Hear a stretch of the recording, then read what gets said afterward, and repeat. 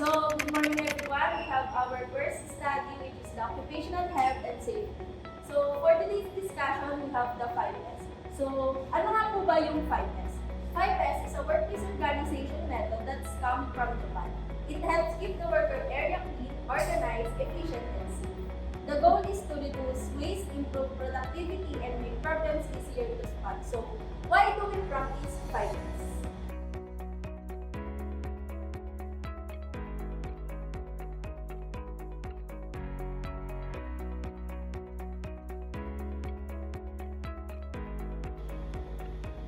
Paano tayo nandito? Wala natin tayo matutulog dito eh. Kaya, hindi ko para sa mga. Kailangan pumasok na dito para madalaman dito.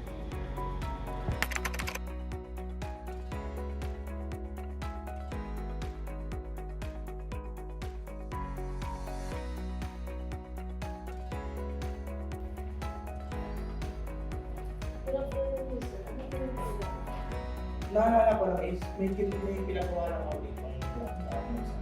Gusto ko na sana yun. Okay, kasi ko lang.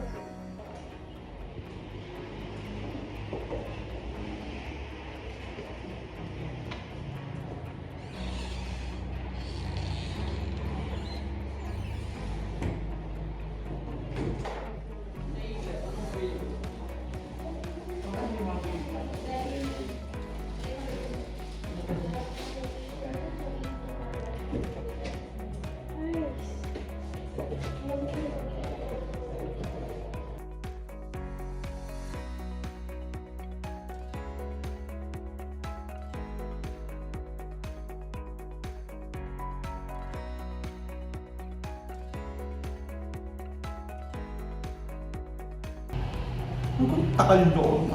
Inabot ka ng siyam-siyam doon.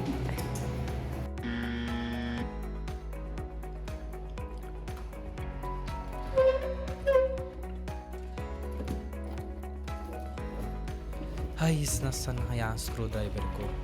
Puro kalat ng mga gamit dito eh.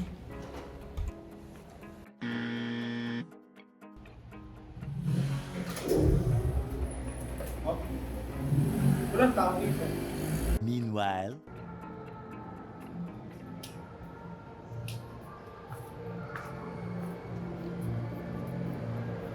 Uy, ba't yan dito? Alam ko nasa sila.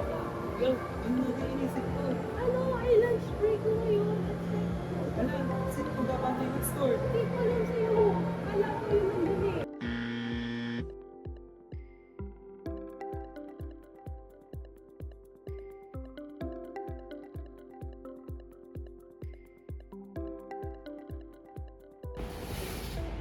Oo. Ang kapok naman.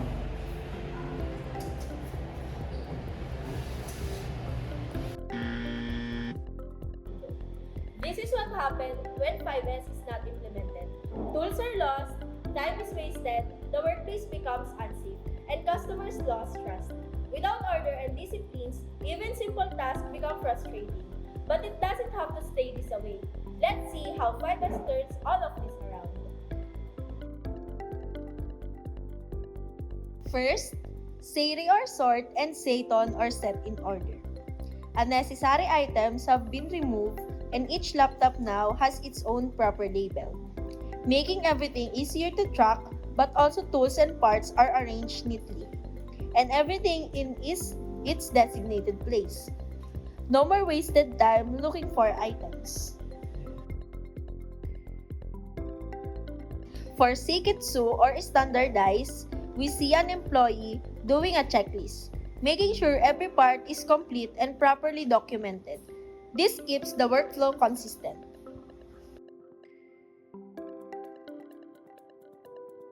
Then comes say so or shine. That shows the employee is cleaning the store, making sure the area stays tidy and safe for everyone.